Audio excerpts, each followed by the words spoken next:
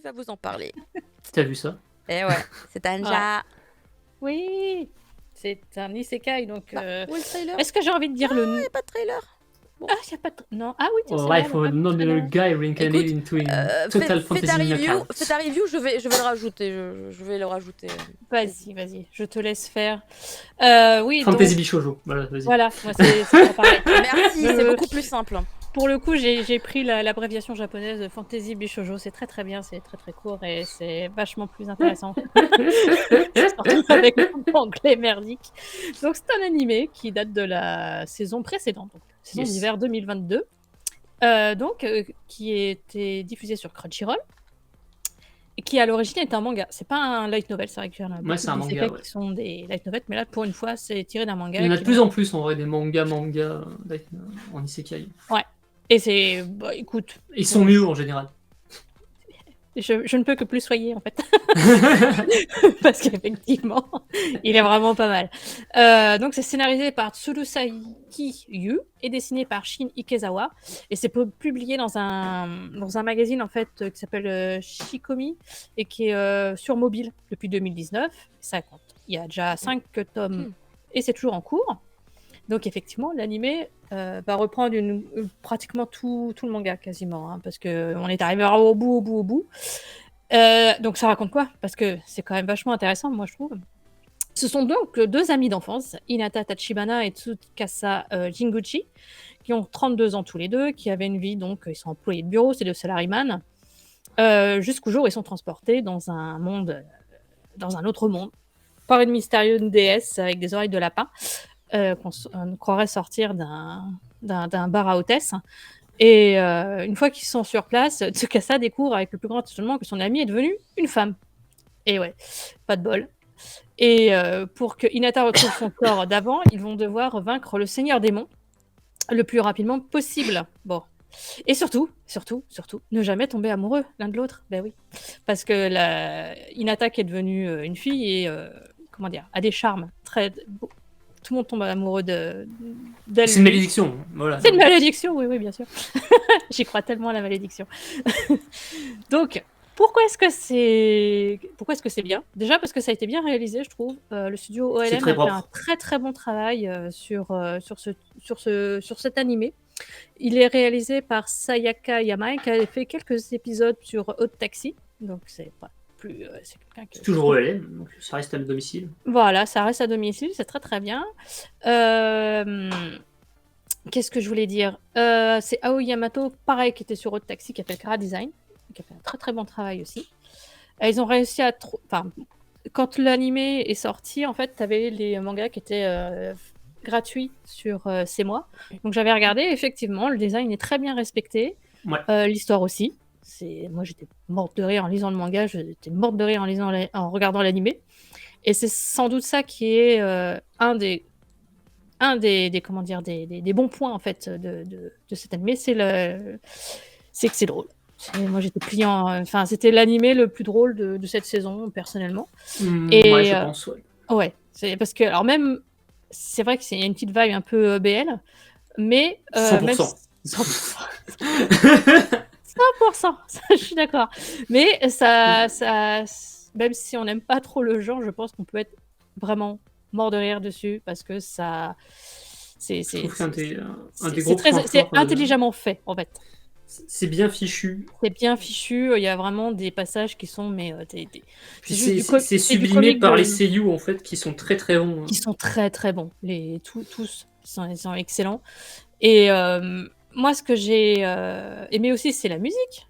Le générique de début, Caro s'en souvient, nous l'avons fait au karaoké, qui est bien meilleur que moi d'ailleurs. Mais c'est le chanteur.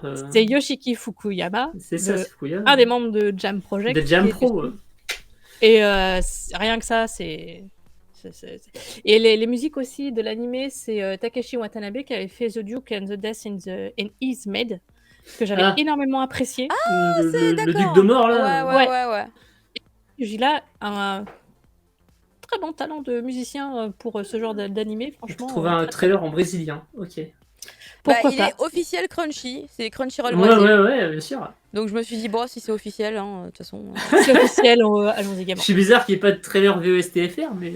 Bah, même pas VOSTA, je veux dire, Mais pardon. what the fuck?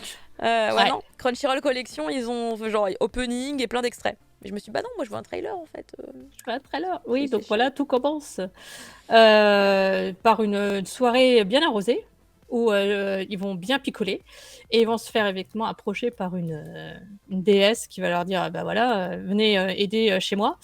Donc effectivement, comment il s'appelle Tachibana, il va devenir une femme au grand désespoir de ce dernier. Mais même si c'était son vœu à la base, parce qu'il dit j'en ai marre de la vie, je veux devenir une femme et tout. Parce qu'en fait, son pote Shinguchi, qu'il connaît depuis l'école primaire, il a un succès fou avec il a un succès fou avec les nanas, il a un succès fou partout à l'école. Enfin, ah bah on a perdu. Bah alors c'est ça d'avoir là. On a la fille, mais on perd quand même. Oh mon dieu, il est plus là. Mais c'est pas grave. Donc Jinguchi, Pourtant, bah, c'est le beau gosse. Tout le monde, les filles sont tous amoureux de lui, sauf que Tachibana à côté de lui, il fait pas le figure. Il aimerait bien plaire aux femmes, mais ça n'arrive jamais. Elle tombe toujours amoureuse de Jinguchi, donc lui, il est un peu désespéré. Dans la vie, c'est à peu près pareil. Ils ont 32 ans quand même. Oui, c'est pas des adolescents, c'est pas des petits adolescents. Ils ont passé leur enfance ensemble, le lycée, la fac, et ils travaillent ensemble maintenant, toujours ensemble. Et ils font des soirées aussi de beuverie ensemble. Donc quand ils arrivent dans ce nouveau monde, ils vont effectivement faire une team tous les deux pour vaincre les méchants. Et ils vont rencontrer une palette de personnages secondaires qui est toujours aussi fabuleuse les unes que les autres. Parce que moi, il y en a un que j'adore qui s'appelle Schwarz von Liechtenstein Logan Graham. Le héros, Mais oui. il me fait marrer. L'autre héros. Ouais, parce que ce sont des héros, mais ils vont rencontrer un autre héros qui vient aussi du Japon. Mais il est vraiment estampillé héros, lui. C'est vraiment. Mais écoutez, ouais. je en fait, suis il le ressemble héros. à. Il ressemble à Yusha, non. Ouais. Ah ouais. Il ressemble au gars de SAO en fait. De Kirito en fait. Oui, c'est vrai qu'il y a un petit. Non, il y a vraiment de ça. Mais il est même pas sur la couverture en fait. Ils ont mis que les meufs. Non. Ils ont mis que les meufs. Ouais, il y a que les filles dessus, mais en mais fait. Pauvre héros, oh là là. Mais il est tellement drôle, lui. Ils ont pas mis la flic non plus, tu me diras. Donc, ouais. En fait, ils ont pas. S'il y a la DS aussi, s'il y a la DS rose. Et voilà, c'est. L'intérêt surtout du truc, c'est que c'est extrêmement drôle. Il y a des gags extrêmement visuels avec les monstres. Ils détournent tous les codes en fait de l'isekai et du jeu vidéo avec des personnages complètement loufoques. Et il y a cette vibe BL en fait, parce que bon, bien sûr, tous les deux vont. Ils disent qu'ils veulent pas tomber amoureux, mais ils craquent. Des fois, il y a des trucs avec ouais, j'ai craqué, tout ça. Ouais, la trad a été faite par Angélique, il me semble. Angélique. Du coup, c'est Angélique qui a fait la marqué. J'ai craqué, c'est rigolo à chaque fois. Ouais, elle a trouvé vraiment bien les façons de traduire parce que l'adaptation est super bien.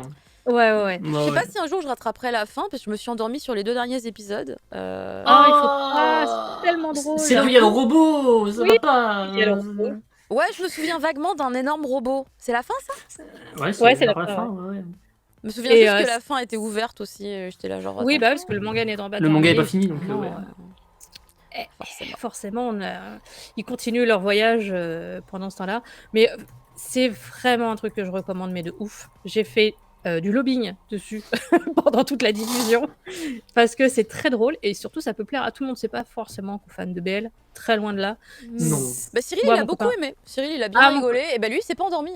J'ai mort de rire tout le temps. Donc voilà, non, c'est très drôle, c'est bien fait, c'est bien foutu, ça a beaucoup de rythme. C'est vraiment moi ça a été une de mes plus grosses surprises en fait parce que je ne m'y attendais pas du tout en fait, je le connaissais pas. Donc je m'y attendais pas du tout pour la saison précédente et c'est un pour lequel je fais le plus de forcing parce que si vous voulez vraiment regarder un truc complètement claqué au sol mais qui est très drôle et qui reste très cohérent, allez-y quoi. Je veux même pas spoiler certains gags parce qu'ils non, il faut pas, c'est drôle. Ils sont tellement drôles. Faut me croire quand je dis que c'est drôle en fait. Faut juste me croire et dire bon. Tu rigoles pas assez en même temps, c'est pour ça. Non mais j'aime bien ce genre-là. C'est shonen, c'est isekai, c'est complètement claqué, mais c'est très très drôle et vraiment ouais. Allez-y, foncez. Et, j'espère qu'un jour le manga sortira en France parce que il le mérite. Mais ça semblerait cohérent. Allez, quand même. Chez qui Moi je dirais bien Doki Doki. Ouais, en vrai, Doki Doki ça peut être pas mal. Ça pourrait. Parce qu'ils ont sorti Mais maintenant, je vois des trucs, des fois, le isekai super drôle là, avec le mec qui est trop fort, mais non, je suis Eminence trop in prudent. Shadow Non, ou Kosushiro. Kosushiro, voilà. C'est dans l'idée, tu vois. Mais je trouve que Kosushiro ressemble beaucoup à celui-là, en fait. Moi, je trouve que Du coup, c'est dans la vibe Doki très Doki, drôle, c'est ça, quoi. Ça pourrait, tu vois. Ouais, c'est ça, dans la vague drôle de Doki Doki, Voilà, c'est le truc. carrément. Kosushiro, c'est beaucoup plus... Enfin, t'as des moments sérieux, quoi. Là, non. Là, c'est vraiment de la pure déconnade. Ah si, il y a des petits moments sérieux quand même, un petit peu. Un petit peu. Non, mais pas aussi dramatique que dans Kosushiro. Kosushiro, t'as des trucs qui sont durs, quand même. Me spoil pas, hein. J'ai lu que les 2 premiers tomes de Kosushiro. Non, mais moi, j'ai vu l'animé, c'est pour ça. Moi, j'ai pas vu l'animé. Je n'ai pas eu le temps. Et les révélations que t'as sur la fin, elles sont... standard, vraiment. C'est pas aussi comique que celui-là. En tout cas, merci Tanja. Vraiment, c'est de la bonne déconnade. Merci Tanja.